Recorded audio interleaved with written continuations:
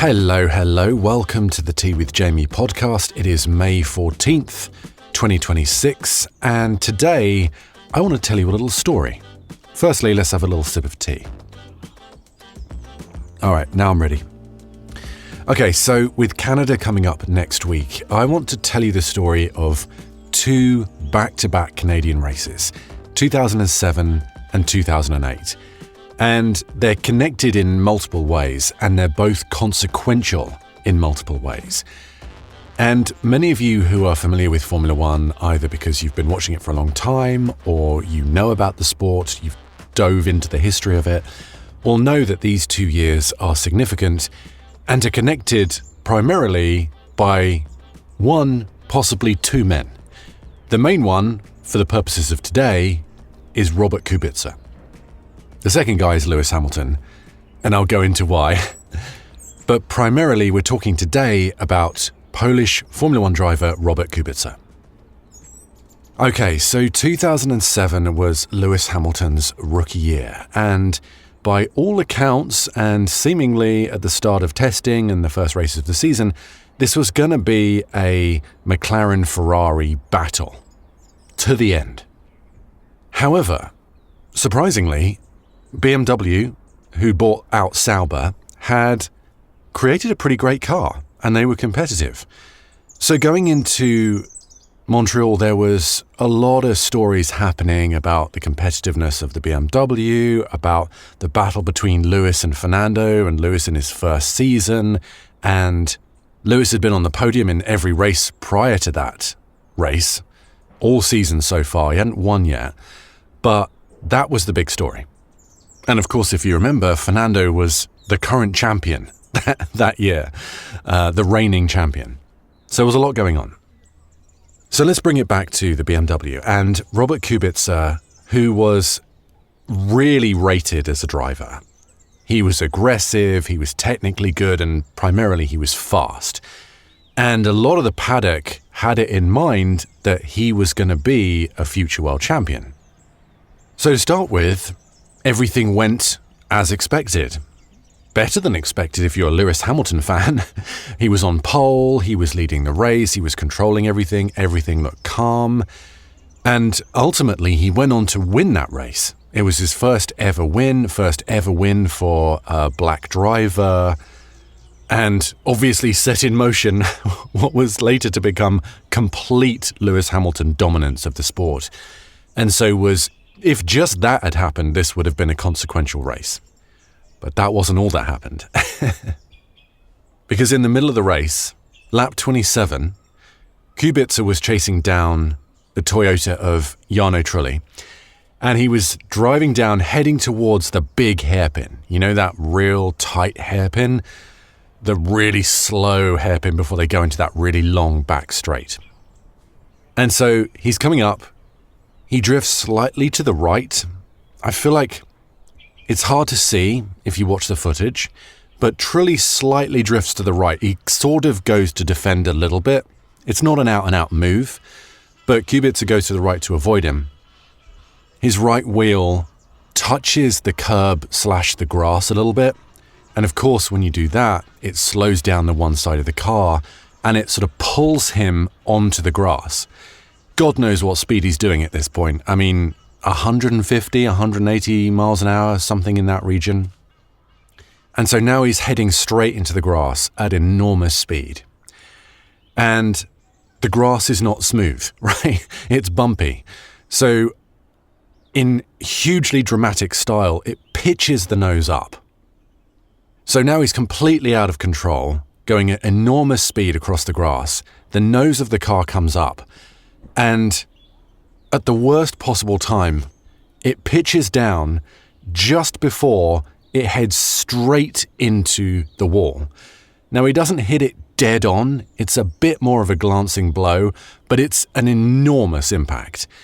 That pitches the car to the side, and it barrel rolls across the grass, onto the track, across the track, rolling, shedding wheels, shedding components of the car, and eventually hits the barrier on the other side, skids along the barrier and down the side of the road, and slides on its side down the track and almost into the gravel trap. Now, the only thing that's left of the car is the safety cell and one wheel. Everything else is ripped off. The side pods are ripped off. The nose, of course, is ripped off. The rear wing is ripped off. Bits off the top of the car are ripped off. The floor's gone. Like, everything is in bits, bar the safety cell, one wheel, and the driver. Bear in mind, there's no halo. The side impact structures are much weaker than they are today, and far less advanced head protection. You know, they had the sort of neck supports, but it wasn't anything like they have now, and the cockpit opening was much larger, so the head can rattle around a lot more. And when it happened, there was an assumption that, well, that's it. Robert Kubica is dead. Because the violence, I mean, watch the footage, it is just extraordinary. So, it turns out that by some miracle, he survived. He was taken to hospital. Everyone assumes it's pretty bad. But he gets away with a concussion and a sprained ankle. That's it. That's all that was what he had to deal with. So, as I said, Lewis goes on to win his first ever race. That alone is incredibly consequential. And as a result of this, he's unable to compete in the next race in Indianapolis. He does a test, he wants to race, but he fails the test and can't race. So here's another consequence of that consequential weekend, and that is that who's going to replace him in Indianapolis? A young Sebastian Vettel. His first ever chance to race in Formula One, and on his debut scores a point. Now this immediately impresses everyone. And so that crash was 100% Sebastian's way in, four-time world champion Sebastian Vettel, his way in to Formula One, which is an incredible subplot to this whole story. So what are the consequences to safety of this crash? Well, nothing directly as a result of this one crash, but a big focus was on wheel tethers, because wheels flying off and into crowds, they can go anywhere, they can hit other drivers, they can hit marshals. You know, that was really tightened up. The side impact structures were tightened up, and energy absorption standards were improved, so with barriers and crumple zones and things like that. And so this crash was one that was cited when they introduced a lot of these changes over the next, 5-10 years, which ultimately led to those changes, plus the addition of the halo. Now, he did suffer concussion at the end of the day, and, nothing, I believe, struck his head from the outside, but the head protection and the hands device and the soft little pads that they put around the cockpit and the halo, all of that was introduced as a result of incidents like this one. So it was another sort of data point for the FIA. But this is the redemptive side of the story. So the following year, in 2008, BMW, Sauber, continue on with their good form. And this year, it looks like a contender for the title.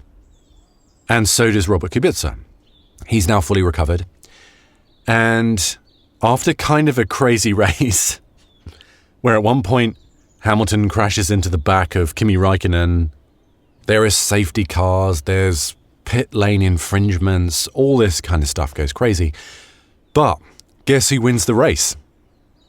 It's Robert Kubica, because of course it was. And what a popular win that was. So at the site of his insane crash the year before, the site of Lewis Hamilton's first win, a year later, Robert Kubica wins his first ever race at that same circuit, and in a car that could win the championship that year. What an incredible story that was. And it wasn't an accidental win. Yeah, of course, other things happened, but he inherited the lead and controlled it beautifully and absolutely earned his win. Remember, Robert Kubica was a very respected Formula One driver and had a really glittering future potentially laying out before him. But let's talk briefly about what happened after the 2008 redemptive win. So the car was really competitive and was absolutely fighting with the likes of the McLarens and the likes of the Ferraris. And it looked like a three-way title fight between Hamilton, Massa and Kubica.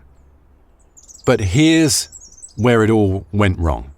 BMW decides midway through the season that they're not going to continue to develop the 2008 car, knowing that in 2009, all of the regulations are going to change.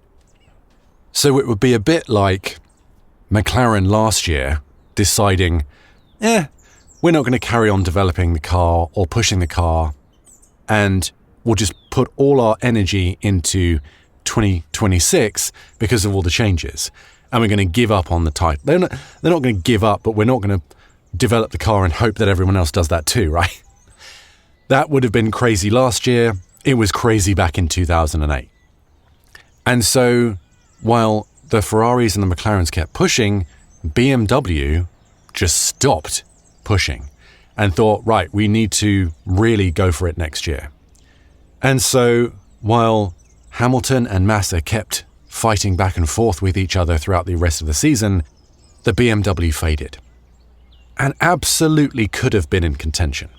Would he have definitely won? Of course, there's no way to tell, but he could have been in contention for a win that year. And that was Robert Kubica's big chance. So had they carried on with this momentum, the whole World Championship picture would have looked a lot different. There may not have been all the drama at the last race in Brazil. If it hadn't been so close, we wouldn't still be having court battles right now. So the consequences of that decision are huge. And you got to lay them at the feet of BMW. That was their call, and they messed it up. They didn't go on to do anything, of any note the following year. So this was such a bad call. So a few years later, Kubica, still incredibly highly regarded driver, is now kind of lined up to be a Ferrari driver. He was going to go and join Ferrari. And as an elite driver in an elite team, who knows what could have happened. But he enters a rally event in Italy and he has a horrible crash. A metal guardrail goes through the car and it hits him in such a fashion that he has incredible damage to his right arm, his hand, his forearm. And the doctors even consider amputating the whole thing. As a result, that's it, right? That's it for Formula One. He's done. Obviously didn't go to Ferrari. And while he was somewhat destined to be a Formula One champion, that rally crash, in addition to the BMW decision, really ended any chance of him becoming a world champion. Great though he was. However, Kubica didn't quit. He rebuilt himself, even with the permanent damage in his right arm. And he continued with rallying. He did endurance racing. He worked in the sim. He did private testing. And he kept pushing. This guy's a machine, right? And by 2017, he's testing older F1 cars with the Renault team. And all of a sudden, people realize even with his damage to his right arm, he's still fast. And, the time is there.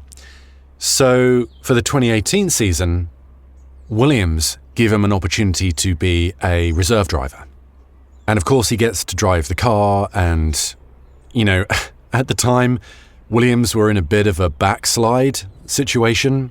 They were struggling. They were underfunded. And because of their genuine belief in his ability, his experience, his technical knowledge, and some actual support from sponsors in Poland bringing some money in, they were like, what the hell, let's give him a try for 2019. So he had his opportunity in the Williams in 2019. The car was dreadful. They were sort of the Aston Martin of the era and couldn't get the car out in the first part of testing. Everything was wrong. The correlation was wrong. There was no downforce. The balance was off. It was just awful. And so he was up against George Russell, this young, fiery, energetic rookie, and had the backing of Mercedes, of course, and Russell outperformed him. But bear in mind, Robert Kubica was racing with a damaged right arm. This is not insignificant when you're driving a Formula One car. These are athletes that are obsessing over every little tiny performance advantage they can get. And in many ways, Robert Kubica was driving with one arm tied behind his back, So to even get to Formula One and compete and race in Formula One was astonishing, given the rally crash. Eventually he left Formula One, but that is not the end of the story. Still not the end of the story. Because just last year, Robert Kubica won Le Mans. 24 hours of Le Mans, 2025 champion. What a story. The physical demands are so much different in endurance racing. It's obviously more holistic, full-bodied. The G's not quite the same as Formula One, but it's an endurance by its very nature, So while he may not be able to get that 100th of performance as you would rely on in a Formula One car, all of his other experience and his ability and his skill and his mindset and everything were on full display in WEC. And yeah, to win Le Mans 2025, what a story conclusion. And we're not even done, he's still racing. I don't think he's going to come back to Formula One. I think he's a bit old for that now. But the Robert Kubica story is, as I said last time, a potential F1 movie in its own right. There are multiple F1 movies potentially lined up for the future. I hope they're like biopics moving forward, because that's way more interesting, I think. Anyway, that's the story of Robert Kubica in 2007, his crash, his redemptive return in 2008, how that ties into Lewis Hamilton's first ever win, and his championship in 2008 the following year, Vettel's introduction into Formula One, the four-time world champion, BMW's terrible decision to abandon a potential championship-winning car, Kubica's tragic rally crash, his return to Formula One, and then his ultimate win at Le Mans. Quite a lot to be going on with. All right, that's that for today. I will be back again tomorrow. Thank you for listening. And yeah. Oh, if you like the pod, please do leave a nice review and rate it. I believe that's helpful for getting me up the charts. And we want to get up the charts for some reason. So please do that. Just scroll down your phone, add a little 5 stars if you can, if that's okay, and write a little positive review. If you hate it, you can feel free to skip that step. So yeah, have a great day, and I'll be back again tomorrow. Bye-bye for now.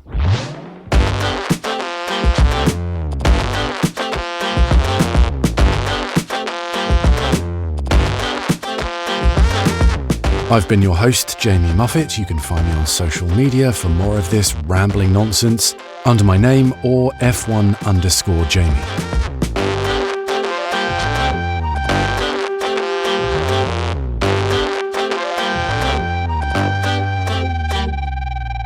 This is an RPS audio production.